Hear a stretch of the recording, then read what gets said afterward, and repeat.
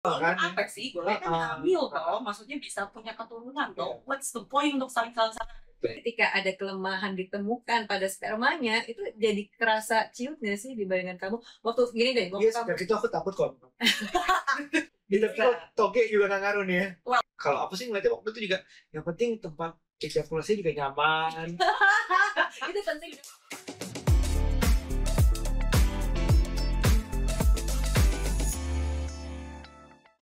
Halo parents, kembali lagi di podcast Curhat Babu, curhatnya Bapak dan Ibu.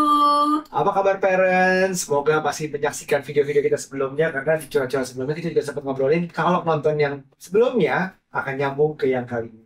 Ngobrolin apa ya? Tapi sebelum kita ngobrol lebih lanjut, jangan lupa untuk like, subscribe, dan juga Komen, share juga dong. Oh, komen, share. Ya, Iya. oke deh. Pokoknya harus ya. Oke, episode kali ini kita mau ngomongin apa nih? Jadi kemarin ada episode di mana kita ngobrol tentang trying to conceive. Yap, atau keluarga adalah segalanya, Keluarga ya adalah kan? segalanya. Cari videonya, bisa ada di deskripsi juga, kita tulis, dan itu akan relate kepada parents di sini yang pernah atau sedang atau akan berusaha mencari keturunan. Nah, dari situ ternyata banyak banget komen-komen ya, kalau mereka tuh juga lagi berjuang. Nah, tapi beberapa di antaranya cerita kalau yang diperiksa tuh perempuannya aja, dari pihak istri aja. Kenapa sih kalau program hamil tuh cuma perempuannya aja yang difokusin? Padahal kan sebenarnya bikin anak berdua. Oh, berdua? Ya berdua, pasangannya lah. Oh gitu, oh iya oke, baru tahu nih. Kalau nggak tahu nggak akan bisa ya. Iya, maksudnya kenapa sih gitu loh, cuman perempuannya aja. Padahal kan di situ ada peran dan andilnya Bapak gitu, ada Aryo-nya Ada gitu kan. hubungannya dengan cultural kah, atau ada hubungannya dengan sejarah kita kah? Nggak tahu. Tapi kita di sini kita akan ngobrol dari pihak laki-lakinya, masalah-masalah yang dihadapi laki-lakinya, terutama dari misalnya kualitas spermanya atau kesehatan laki-laki atau apapun itu, dengan spesialis andrologi. Tahu Yes. itu andrologi. Di sini sudah ada Dokter Tiara, spesialis andrologi dari Bocah Indonesia. Halo dok, apa kabar? Baik. Kok kita bareng sih? Aku baru ngobrol tadi, sebelumnya udah pernah ngobrol teman-teman, bahwa saya taunya androgyny dulu, garbage lagi. Maaf, ini angkatannya beda ya. Makanya beda. Ini nonton nggak tahu deh. Taunya android yang sekarang. Tapi andrologi ini sesuatu yang kayak kita juga baru tahu di saat kita 9 tahun lalu akhirnya program. Yang orang kebanyakan tahu sebagai parents adalah, oh kalau mau punya keturunan adalah ke objin. Ya, ke dokter kandungan. Padahal ada perbedaan di sini. Apa itu spesifiknya andrologi dengan objin itu, gimana peran-perannya? Paling gampangnya andrologi itu adalah dokter kesehatan reproduksi pria. Dokter kesehatan reproduksi laki-laki. Ya, kalau misalnya program hamil, pokoknya ibunya tugasnya dokter objin, kalau bapaknya tugasnya saya lah. Gitu. Tugasnya dokter spesialis andrologi. Jadi kita spesifik. Oke, Dok, ini tuh tapi ya pada saat kita program dulu banget, kita mau mencari spesialis andrologi jarang banget ya. Di Jakarta aja jarang banget ya. Iya, cuter itu pakai jari kayaknya. Benar, dan nggak banyak gitu fertility center yang memang menyediakan spesialis andrologi. Jadi kita bingung begitu kita diarahkan ke, yaudah coba deh ke spesialis andrologi untuk dicek cek spermanya gitu. Andrologi itu apa dulu gitu? Gimana kirain cuman ke objin aja gitu. Nah, sebenarnya berapa banyak sih saat ini dok? Maksudnya perkembangan dari 9 tahun lalu ke sekarang nih gitu dengan perkembangan fertility center. Terus kok kayaknya ternyata nih ada dokter yang masih muda loh ya kan, spesialis andrologi. Itu tuh perkembangannya gimana sih dok sekarang? Perkembangan dokter spesialis androloginya apa perkembangan fertilitasnya nih? Dua-duanya boleh. Oke, kalau misalnya untuk andrologi itu sendiri, memang kita masih sangat sedikit karena sampai saat ini pendidikan spesialis andrologi baru 1 center, itu cuma ada di Surabaya. Jadi kita lulusannya baru sekitar 100 lebih sedikit gitu. Jadi untuk seluruh Indonesia ya, makanya sangat-sangat sedikit. Terus kemudian kalau misalnya untuk kemajuan fertility-nya, teknologi untuk fertilitasnya sih kita memang sudah cukup lumayan maju. Udah hampir sesuai dengan yang di Eropa atau di Amerika deh. Jadi kita sudah update-nya sampai seperti itu. Jadi balik, bahkan dokter di Indonesia aja nggak cukup ya untuk seluruh 280 juta orang, dokter semua jenis dokter gitu. Apalagi sekarang cuma ada 100 andrologi untuk 280 juta orang di Indonesia. Betul. Itu dia. Makanya sekarang kita lagi mengembangkan, lagi mengajak dan membesarkan pendidikan spesialis ini sih. gitu untuk menyebar ke seluruh Indonesia. Oke, nah berarti kan ada kebutuhan nih di Iya. pasangan-pasangan yang mungkin lagi program hamil belum mendapatkan, sehingga kebutuhan spesialis andrologi Iya. itu lagi tinggi-tingginya juga nih sekarang ya dok ya. Tapi kalau dulu aku nggak tahu nih ya trennya sekarang dok, apakah masih perempuannya aja nih yang difokusin gitu kayak tadi pertanyaanku gitu? Apa sekarang memang udah trennya laki-laki juga perlu loh untuk cek dulu spermanya? Oke, gini. Waktu saya lulus itu sekitar tahun 2015 aja sampai sekarang itu awareness-nya udah sangat beda sih. Kalau menurut saya pribadi gitu. 2015 tuh kayak masih sedikit banget pasien yang ngeh gitu. Kalau misalnya memang bahwa harus datangnya harus berdua ya. Gitu. Cuman yang sekarang pada saat saya sudah mulai banyak kerja di Bujang gitu, pasien udah banyak yang datang sendiri.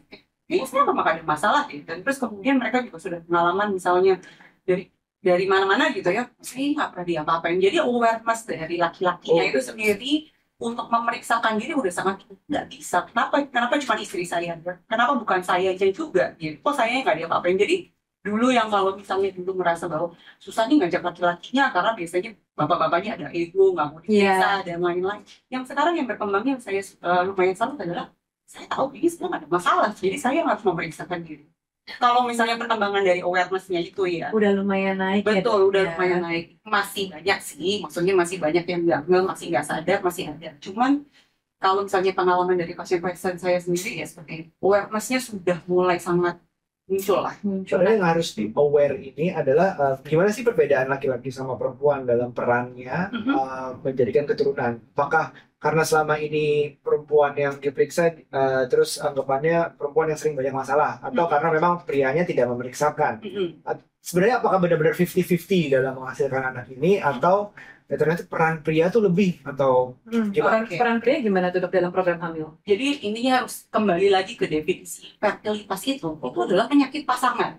Kita harus selalu bilang tuh penyakit pasangan. Kalaupun ada masalah dari istri ataupun kalau masalah dari suami, kita nggak bisa bilang bahwa oh ini pasti cuma salah satunya cuma dari satu pihak gitu. Kasarnya gini, mau spermanya sebagus apapun ya, gitu, selama belum bisa menghamili istri ya, itu istilahnya kita masih sebut infertil gitu. Jadi kita nggak pernah bisa bilang bahwa oh seorang pria ini pasti subur, kenapa spermanya banyak, hamil nggak istri itu. That's why hasil akhirnya harus selalu kehamilan terjadi. Seperti itu. Pengertian infertilitas itu dari WHO selalu disebutkan bahwa penyakit dari suami istri, penyakit pasangan. Jadi nggak bisa itu ceritanya kalau misalnya terapi infertilitas kita cuma bilang oh ini karena istri begini, oh ini karena bapaknya sendiri. No.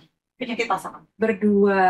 Nah, gitu parents. Jadi kalau nih ya, kalian lagi program hamil atau tahu ada pasangan lagi program hamil, itu bukan karena salah satunya aja, karena itu adalah bisa disebut sebagai penyakitnya pasangan bareng gitu. Jadi ujiannya bareng-bareng gitu ya. Jadi jangan salah satu aja dipermasalahkan gitu. Karena kadang-kadang nih kalau dalam relationship-nya aja belum sampai masuk ke medis ya dok, maksudnya itu udah jadi salah-salahan. Karena kan kekurangannya pasangan ini bisa jadi kayak kita bisa jadi nyalain pasangan, jadi kesel sama pasangan itu. Aku bayang nih kalau pasangan ke dokter, terus aku ke andrologi, cek ke Obgyn misalnya ya, terus satu dokter bilang masalahnya ada di saat ini yang harus diperbaiki prianya, terus dari Obgynnya bilangnya istrinya nggak ada masalah misalnya.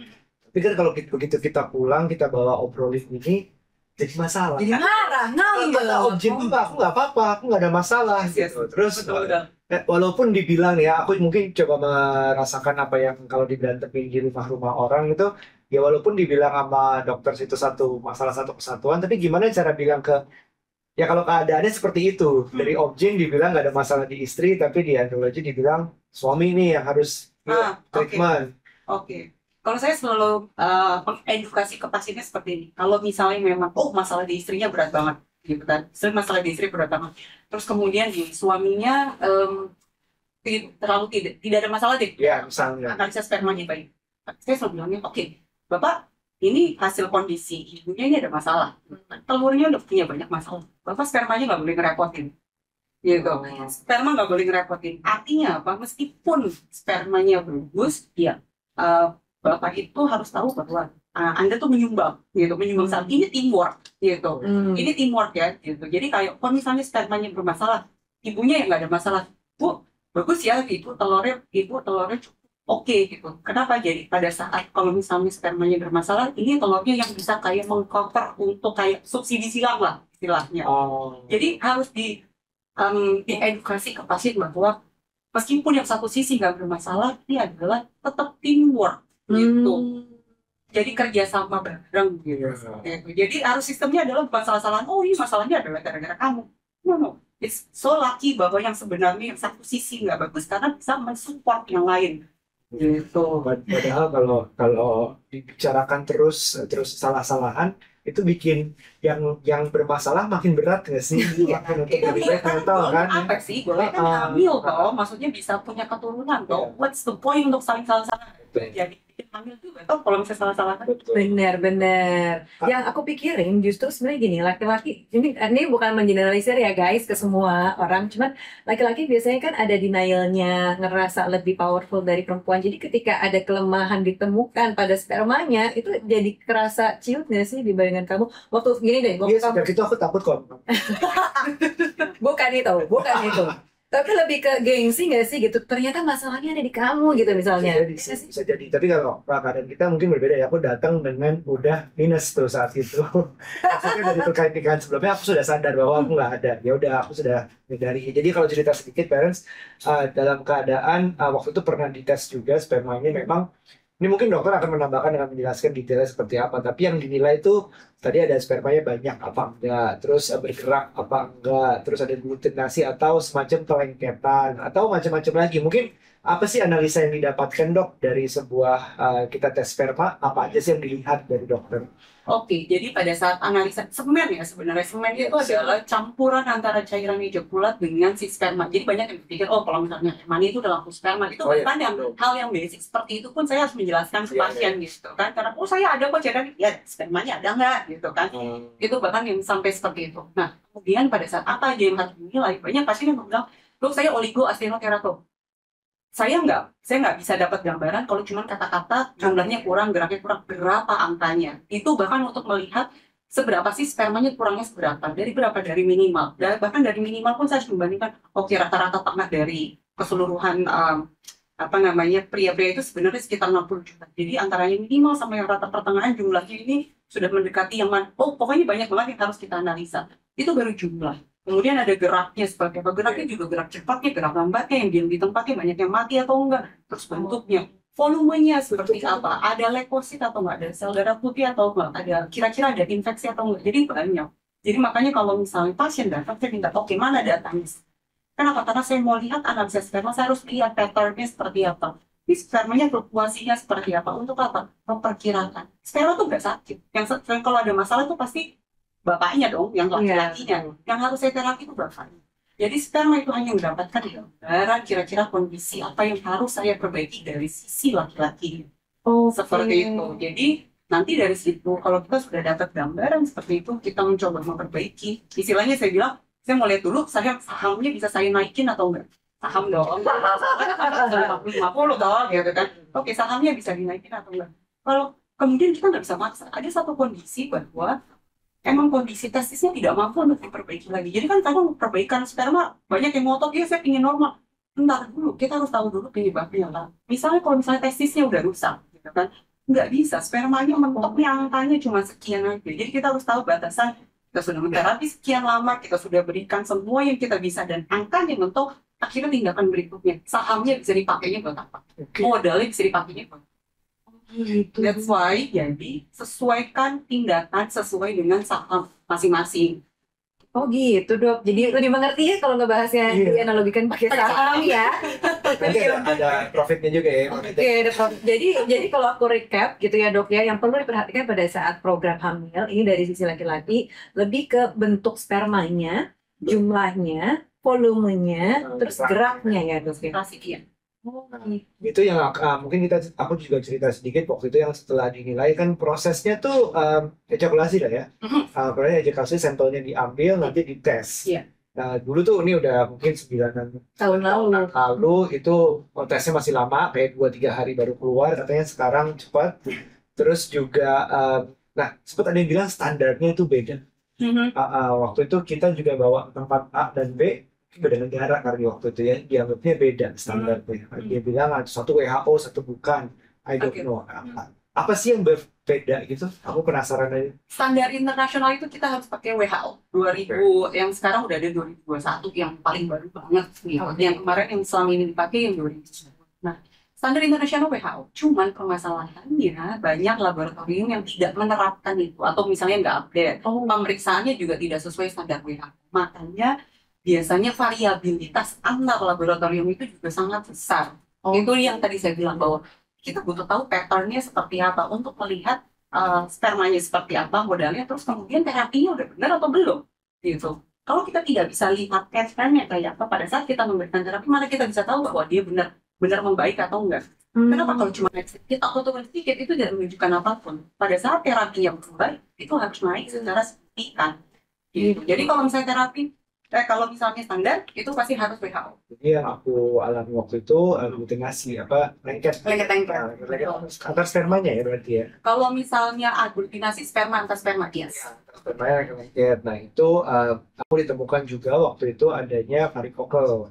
Nah, varikokelnya itu ternyata juga baru tahu nih ada grade-grade-nya di ronsen waktu itu ya. Oke. Apa ronsen ya? USG ya. USG ya. Oh ya, sorry USG apa ronsen beda. Beda Kak. Beda. Jadi di grade 3 yang artinya harus ditindak. Waktu itu kita ke dokter juga, terus dioperasi yang cuma makan waktu 1 hari, nggak sampai 1 hari, maksudnya nggak nginep. Dan kayak mungkin bisa dijelaskan sama dokter apa itu varikokel dan penyebabnya dan tindakannya apa? Kayaknya banyak nih. Varikokel itu paling gampangnya saya menjelaskannya adalah kayak varises. Kalau misalnya varises di kaki, varikokel sayangnya ada di testis, ya kan ya. Terus di situ efeknya apa? Banyak yang pikir, oh kalau ada varikokel pantesan aja saya butuh gitu. No.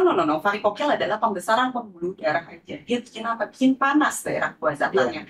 Bikin panas daerah buah zakarnya. Terus kemudian banyak radikal bebas yang pada akhirnya semacam mengganggu dari perkembangan dan bukan perkembangan, mengganggu proses pembentukan si spermanya pada testisnya. Nah, permasalahannya adalah memang tidak semua varikokel itu harus ditindak. Kalau misalnya sudah menyebabkan gangguan dari si spermanya dan sudah menyebabkan gangguan sakit biasanya. Jadi kalau misalnya orang-orang varikokel itu kayak nyeri, kalau varises kan juga nyeri itu gitu. Itu baru biasanya dioperasi gitu. Jadi kalau ada varikokel tapi gambaran si spermanya baik-baik aja, tidak usah terlalu takut untuk nanti saya harus macam-macam. Ada nggak sih dok nama penyakit atau kelainan dari sperma yang biasanya atau rata-rata orang Indonesia tuh mengalami itu? Ada nggak dok? Ada nggak sih masalah? Tadi pasien pasti kasih tahu itu pasti ngomongnya adalah saya oligoastenoterato. Gitu. Itu adalah kondisi hanya menjelaskan bahwa jumlah si sperma saya kurang oligo, gerak sperma saya kurang asteno, bentuk sperma saya bermasalah terato. Gitu. Jadi banyak pasien bilang, kalau gitu kondisi saya adalah OAT gitu. Biasa pasien udah pada tahu banget ya. Google oligoasteno. Jadi datang ke saya juga, saya OAT loh. Sebentar. Jadi makanya dari situ bahkan mengedukasi bahwa Anda harus tahu bahwa ini loh jumlahnya yang bermasalah. Ini loh geraknya bermasalah dan jadi kita harus itu beda. Itu susahnya. Kalau misalnya hanya melihat dari hasil lab. Gitu. Hanya melihat dari jadi saya juga menjelaskan dia loh ini kondisinya seperti ini saya harus khawatir. Kenapa? Misalnya batasnya cuma dikit beda-beda tipis deh sama batas minimal, sedangkan Andanya masih muda banget saya bilang, Anda harusnya ekspektasinya nih harus lebih dari batas yang minimal ini, harus jauh dari batas minimal gitu. Kenapa dia cuma segini? Ini pun sebenarnya biasanya juga sudah punya masalah dan itu harus kita gali lagi. Makanya saya bilang yang saya perbaiki adalah pasien, bukan hasil laboratorium. Jadi mau hasilnya senormal apapun, tapi kalau sebenarnya udah ada tanda-tanda kayaknya udah ada gangguan nih pada bapaknya, itu kita harus selidiki lagi untuk perbaikan. Jadi jangan terima cuma hasilnya, konsultasikan. Am I really okay? Ini hasil lab yang kurang atau yang bermasalah pada itunya, seberapa pengaruhnya dari gaya hidupnya ya mungkin? Gaya hidup apa aja gitu? Nah, ini jadi saya selalu karena kebanyakan kalau misalnya sperma bermasalah itu pasti ujung-ujungnya yang selalu disalahkan lifestyle. Saya udah lifestyle udah sehat banget kok sperma saya seperti ini. Gitu. Sperma itu hasilnya dari mana? Dari testisnya dulu, gitu kan. Jadi kita harus pastikan dulu kondisi testisnya memang aman atau tidak. Kondisi testisnya ukurannya, konsistensinya, fungsinya, semuanya masih oke. Hormonnya bermasalah atau enggak? Itu harus yang kita selidiki. Kalau misalnya nggak ada semuanya sudah aman, baru kita cari mungkin ini permasalahan yang besar dari gaya hidup. Gitu. Oh gitu, jadi bukan gaya hidup Bukan satu-satunya. satu-satunya, tapi juga saya kembalikan ke pasien. Jadi, kalau gitu, kalau misalnya, ya udah gara-gara misalnya karena tesis saya, ya udah kalau gitu lifestyle saya baik-baik. Tunggu sebentar. Ini permasalahannya berarti kan modalnya udah bermasalah toh. Kalau lifestyle-nya makin bermasalah, ya makin bermasalah lagi dong. Iya, Gitu. Jadi malah harus dijaga lifestyle-nya. Ya, lifestyle itu seperti merokok, minuman alkohol. Oh iya, obesitas. Jangan salah, obesitas. Ya, tadi juga ada yang bilang kalau bikin testisnya panas tadi itu, biasanya benar nggak apa yang dibilang bahwa bersepeda 4-5 jam gitu, atau olahraga yang terlalu berat? Olahraga yang kalau misalnya bersepeda, saya selalu fair-fairan sama pasien gini. Oke, saya lihat stamina-nya nggak bermasalah. Anda juga maksudnya bersepeda hanya sekedar hobi, bukan yang terlalu berat seperti itu, it's okay. Gitu. Cuman kalau misalnya udah masalahnya udah mulai muncul, boleh nggak lagi program, jangan dulu deh. Gitu. Just menghindari semua apapun yang mengganggu dari tesis apapun. Gitu kan. Terus kemudian kalau misalnya, saya lebih khawatir kayak naik motor, tapi yang bensinnya di depan. Atau yang pakai traktor deh, gitu, yang mesinnya di bawah, itu kan panasnya, betul. Istilahnya ke-boiled banget gitu. Mungkin karena aku dulu naik kuda kali ya, seriusnya. Tapi kalau toge juga nggak ngaruh nih ya? Well, aduh, itu dia, toge itu toge cuma vitamin E, gitu kan. Toge kan cuma vitamin E-nya yang diincar gitu. Jadi bukan berarti cuma makan toge, dong tiba-tiba si spermanya bagus. Makanya toge aja terus gitu, mau madu gitu. Pagi siang malam ya makannya toge terus ya. Gak imbang nutrisi. Jadi memang gaya hidup ada pengaruhnya, tapi harus dilihat juga dasarnya semacam genetik, apakah testisnya baik, hormonnya bagaimana, itu juga pengaruh semua. Betul. Dan gaya hidup tetap penting. Tetap penting. Sekarang jadi pengen tahu deh, treatment apa sih yang bisa dilakukan oleh para pria-pria atau para suami ini, misalnya dalam beberapa kasus yang paling banyak ditemukan dokter gitu ya, biasanya treatmentnya mereka harus ngapain sih? Kalau misalnya perempuan mungkin kan ada yang misalnya hormon imbalance, terus ada treatment hormon misalnya gitu. Nah, ini kalau para pria-pria ini biasanya sama. Kalau misalnya yang paling istilahnya paling kemungkinan untuk kita utak-atik itu biasanya adalah hormonal, gitu kan ya. Kita mainin hormonnya juga. Cuman kembali lagi yang tadi ke arah lifestyle. Hormon mau sebagus apapun kita bisa pancing, kalau misalnya tubuhnya tidak ready untuk mengolah, maksudnya bapaknya masih obesitas seperti itu, terapi hormonal juga biasanya nggak bagus. Beresin dulu. Biasanya PR-nya udah saya kasih. Beresin dulu. Kembali ke saya 3 bulan harus turun berat badan kurang lebih sekian. Metaboliknya seperti apa? Kencing manis nggak? Kolesterol nggak? Asam urat nggak? Beresin dulu semuanya gitu kan. Baru balik lagi. Ya. Jadi makanya saya selalu bilang bahwa program hamil ini nggak instan. Gitu, nggak instan. Kita juga nggak mau buru-buru tindakan. Istilahnya apa? Saya mengolah spermanya dengan angka jumlah yang seperti ini pun juga bisa-bisa aja. Cuman kan berarti istilahnya ingredient atau bahannya kan istilahnya seadanya juga ya. Gitu. Sedangkan kan kita programnya juga sarannya kan nggak murah juga. Masa mau pakai ingredientnya seadanya juga kan sayang. Gitu. So perbaikan benar-benar baru tindakan. Nah, ini pasti jadi pertanyaan juga nih buat teman-teman di luar sana. Kalau misalnya kita pengen treatment, apakah setiap kali kita konsultasi itu, setiap progresnya harus para laki-laki harus ini dulu, ejakulasi dulu, sehingga dicek dulu gitu? Gimana tuh dok? Kalau misalnya dari pasien yang kalau misalnya kita, saya setidaknya gitu kan ya, setiap saya memberikan obat saya pengen lihat. Terutama yang saya berikan hormonal, karena kita juga memberikan obat-obatan kan bukan hanya sekedar asal ini makan obat udah pasti beres kan, nggak gitu. Ada target yang harus kita capai gitu. Tercapai atau enggak, beres atau enggak. Kalau misalnya memang obat-obatan memberikan hasil, ya mau nggak mau baru kita ke arah tindakan. Apakah harus ejakulasi pada saat setiap datang? Kalau saya kasih obat, saya ingin lihat si spermanya, mau nggak mau pasti harus ejakulasi.